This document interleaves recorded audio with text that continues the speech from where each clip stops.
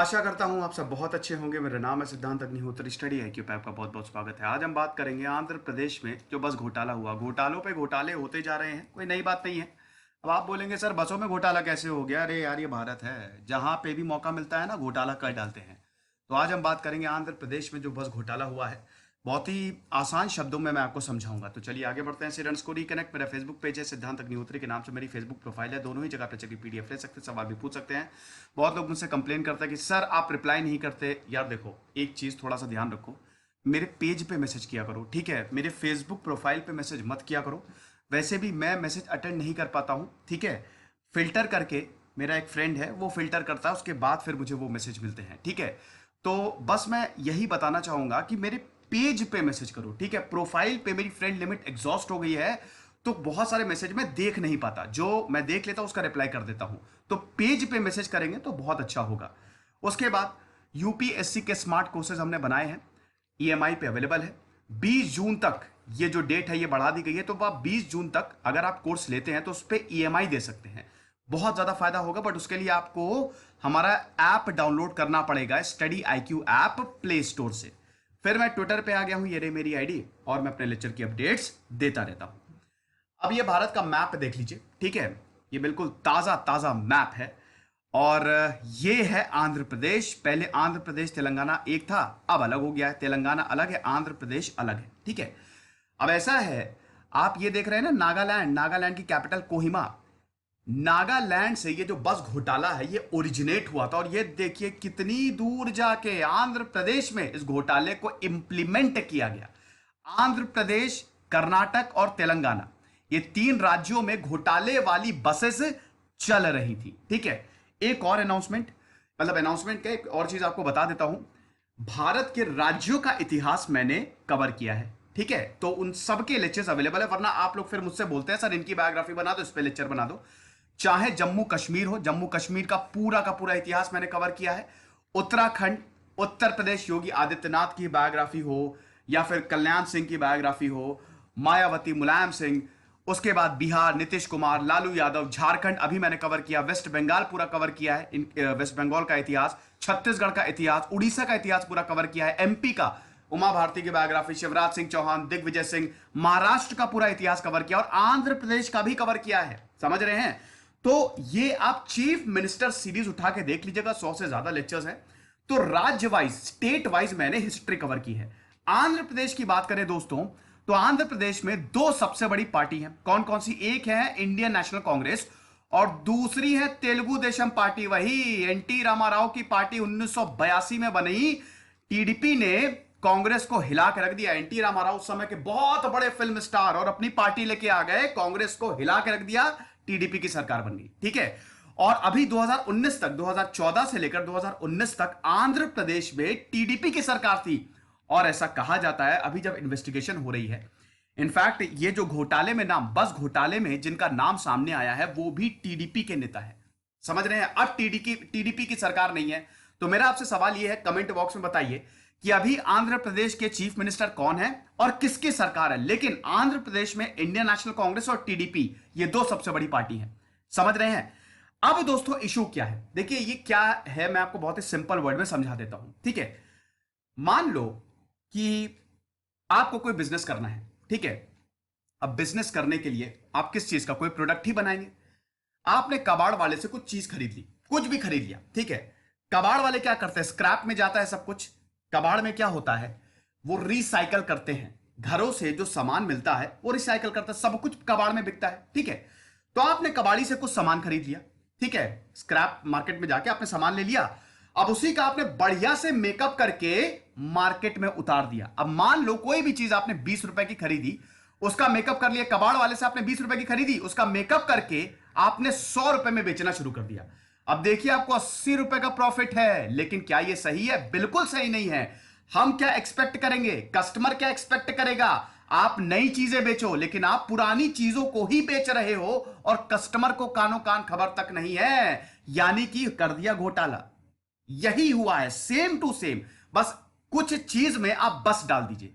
बस को कबाड़ से खरीदा, नागालैंड के कोहिमा से खरीदा, और उसका पूरा मेकअप करके रोड पे चलवा दी। जो कि सरकार की गाइडलाइंस के खिलाफ। सरकार की गाइडलाइंस के कैसे खिलाफ? देखो, आपने बीएस का नाम सुना है, भारत स्टेज एमिशन स्टैंडर्ड, पढ़ के जाना, बहुत ही ज्यादा हॉट टॉपिक है, ठीक है। भारत स्टेज एमिशन स्टैंडर्ड क्या है? गवर्नमेंट ऑफ इंडिया इसको रेगुलेट करती है ताकि पोल्यूशन, जो इंजन से पोल्यूशन होता है, आपको पता ही है ना, ठीक है, जो मोटर व्हीकल्स के जो इंजन होते हैं, स्पार्क इग्निशन इंजन होते हैं, उससे पोल्यूशन होता है। इंजन क्या करता है?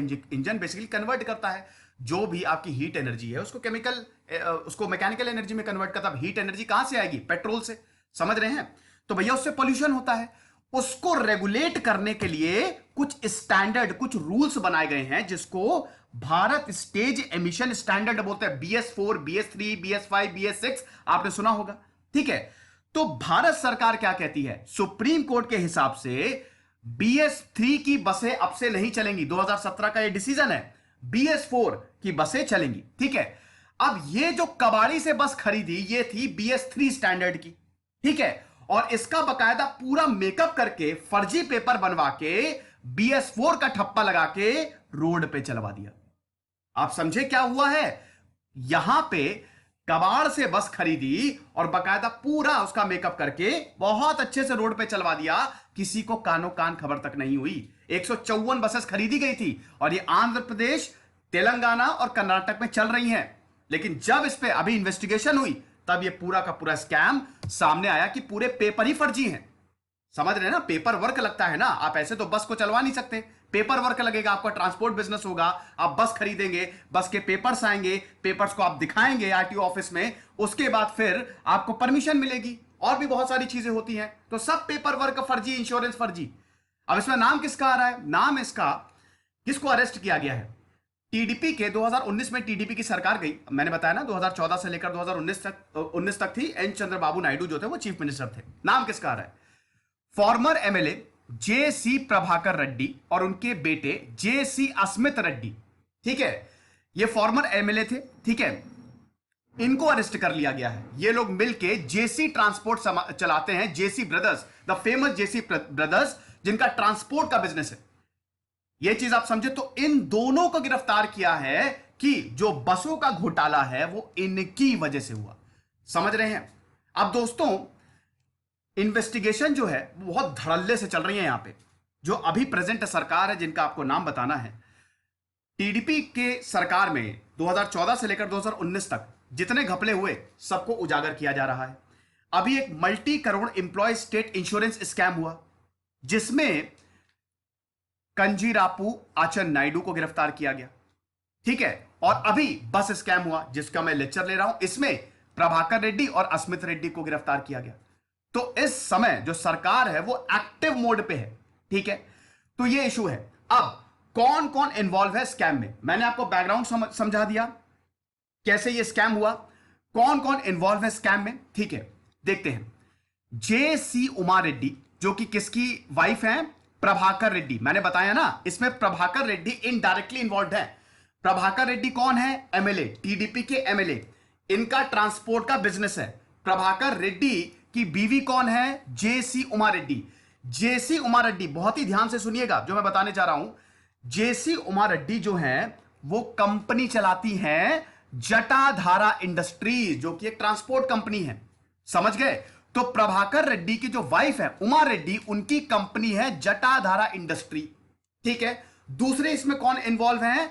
C गोपाल रेड्डी, जो कि प्रभाकर रेड्डी के बहुत अच्छे दोस्त हैं। तो यहां पे दो मेन लोग इन्वॉल्व है, दो कल्प्रिट है। कौन कौन? एक तो जटाधारा इंडस्ट्रीज, जिसको कौन ओन करती हैं? उमा रेड्डी। उमा रेड्डी किसकी बीवी है? प्रभाकर रेड्डी की। ये चीज आप समझे। दूसरा कौन है जिसको गिरफ्तार किया गया, मतलब जो कल्प्रिट है? C गोपाल रेड्डी, जो कि प्रभाकर रेड्डी के दोस्त हैं, बहुत ही क्लोज एसोसिएट हैं। समझ रहे हैं? तो अब इनके ऊपर यह आरोप है। जब इन्वेस्टिगेशन हुई तो भैया ये गए नागालैंड। नागालैंड के कोहिमा से इन्होंने स्क्रैप में बसेस खरीदी, जो कि BS3 स्टैंडर्ड की थी। NOC लिया इन्होंने, नो ऑब्जेक्शन सर्टिफिकेट लिया नागालैंड से, और इन 154 बसेस को ये ले आए आंध्र प्रदेश। समझ रहे हैं? तो बाकायदा ट्रांसपोर्ट डिपार्टमेंट के ऑफिशियल्स जो है वो नागालैंड गए थे। वहां पे जब पूरी पड़ताल की तो पता चला ये सारे डॉक्यूमेंट फर्जी थे, ठीक है। ये डॉक्यूमेंट को फोर्ज किया गया था। और जैसा कि मैंने बताया, सुप्रीम कोर्ट ने 2017 में बोला है कि अब BS3 की बसेस नहीं चलेंगी। BS4 भारत स्टेज, जो अभी मैंने आपको बता दिया BS क्या होता है, BS4 एमिशन भारत स्टेज 4 के जो नॉर्म्स फॉलो करेंगे वही बसेस चलेंगी अब रोड पे।